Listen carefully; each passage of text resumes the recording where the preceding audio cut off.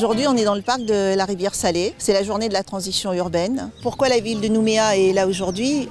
Tout simplement déjà, elle est co-organisatrice. Elle soutient de manière forte cette journée de la transition urbaine, organisée avec l'association Maleva, mais également tous les participants et tous ceux qui sont là aujourd'hui. Alors la société, elle évolue, tout le monde le sait. Cela veut dire que nos paradigmes changent. Et les paradigmes, ce sont nos grilles de lecture. Et on voit bien qu'on est vraiment dans une phase de transition. Comme toute période de transition, il y a toujours des inquiétudes. Le changement fait peur. Mais tous les éléments que nous avons aujourd'hui en notre possession nous permettent vraiment d'être positifs. Notre monde de demain devra être un monde avec une énergie plus propre, une alimentation plus saine et surtout des relations humaines beaucoup plus solidaires.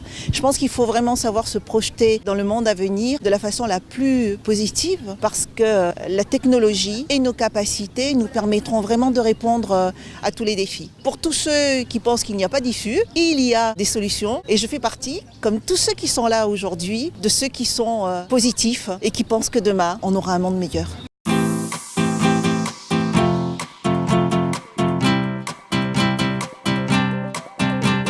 Nous avons créé le premier village culturel et alternatif en 2011 à Koumak. On sensibilise depuis 7 ans. Nous organisons des formations, des événements qui permettent aux gens de se rencontrer. Malep, ça veut dire vivre, et Vaha, c'est la parole. En réalité, c'est redonner du sens à la parole.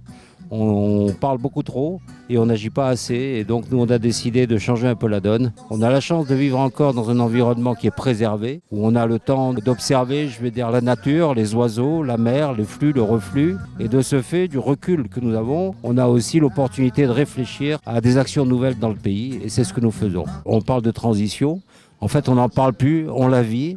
Et tous les gens qui sont autour de vous sont des acteurs, des pionniers de cette transition. Un autre monde est possible, c'est le slogan de Maleva. Il est possible parce qu'on nous parle toujours des désastres, de ce qui est triste, de ce qui est dramatique dans le monde. Et nous, on dit qu'il faut tourner la tête, non pas pour ne plus voir, mais pour voir autrement ensemble. Et c'est avec l'apport de chacun que ce monde nouveau est possible pour nos enfants.